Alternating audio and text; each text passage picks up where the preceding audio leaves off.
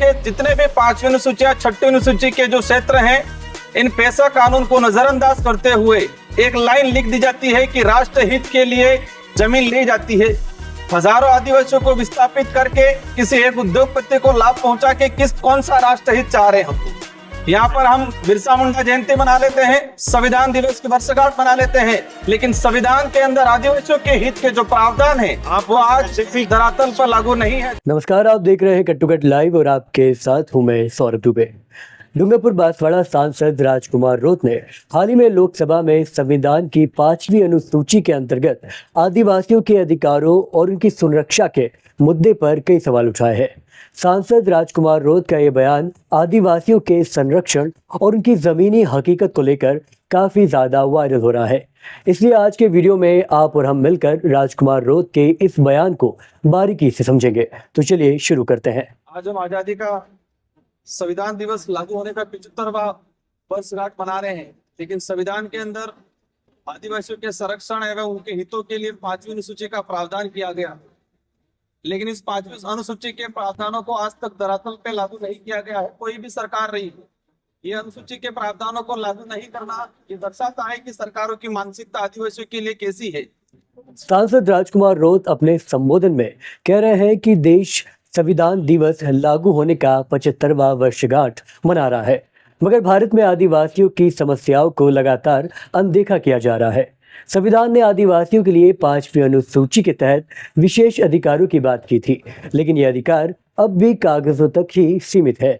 बता दें कि 5वीं अनुसूची उन क्षेत्रों के लिए बनाई गई थी जहां आदिवासी आबादी अधिक है।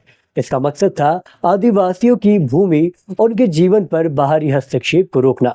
लेकिन सांसद राजकुमार के मुताबिक आज़ादी के इतने साल बाद भी आज तक इन प्रावधानों को धरातल पर लागू नहीं किया गया है। इसके बाद राजकुमार रोत अपने संबोधन में 1996 के पैसा कानून का भी जिक्र करते हैं।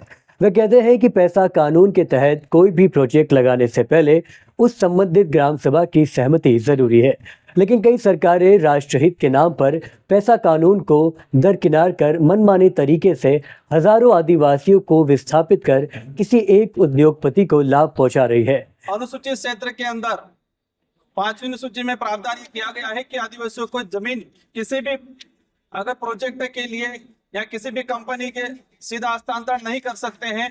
इसके लिए पैसा कानून लाया गया 1956 के अंदर। पैसा कानून में ये प्रावधान किया गया है कि कोई भी प्रोजेक्ट लगाने से पहले उस संबंधित ग्राम सभा से सहमति लेना चाहिए, लेकिन देश के जितने भी 5वीं अनुसूची या 6वीं अनुसूची के जो क्षेत्र हैं, इन पैसा कानून को नजरअंदाज करते हुए एक लाइन लिख दी जाती है कि राष्ट्र हित के लिए जमीन ली जाती है। हजारों आदिवासियों को विस्थापित करके किसी एक उद्योगपति को लाभ पहुंचा के कौन सा राष्ट्र हित चाह रहे हैं। राजकुमार रोत ने इस बात को भी उठाया कि हर साल बिरसा मुंडा जयंती मनाई जाती है और संविधान दिवस का आयोजन होता है, लेकिन आदिवासियों के लिए बने कानूनों को लागू करने में सरकारें विफल रही है। यह आदिवासियों के अधिकारों के प्रति सरकारी मानसिकता पर गंभीर सवाल खड़े करता है। सभापति महोदय, यहाँ पर हम बिरसा मुंडा जयंती मना लेते हैं, संविधान दिवस की वर्षगांठ मना लेते हैं, लेकिन संविधान के अंदर आदिवासियों के हित के जो प्रावधान है वो आज धरातल पर लागू नहीं है। सभापति महोदय, ऐसे में सांसद के इस बयान से ये स्पष्ट है कि देश में आदिवासियों के हितों की अनदेखी केवल विकास की कीमत नहीं, बल्कि उनकी पहचान और अस्तित्व पर भी खतरा है। ऐसे में जरूरी हो जाता है कि संविधान द्वारा दिए गए अधिकार केवल कागजों पर सीमित न रहे, बल्कि इन्हें पूरी गंभीरता से लागू किया जाए। आदिवासियों की भूमि और उनके अधिकार हमारे लोकतंत्र की नींव है। यह वक्त है हम उनके लिए बनाए गए कानूनों को सम्मान दें और उनके हितों को प्राथमिकता में रखें। ऐसे में हम आपसे सवाल करते हैं कि क्या आदिवासियों की अधिकारों की रक्षा करने में सरकार अपनी जिम्मेदारी निभा पा रही है? इस विषय पर आपकी क्या राय है, हमें कमेंट करके जरूर बताएं। वीडियो यहाँ तक देखने के लिए आपका बहुत बहुत शुक्रिया। नमस्कार।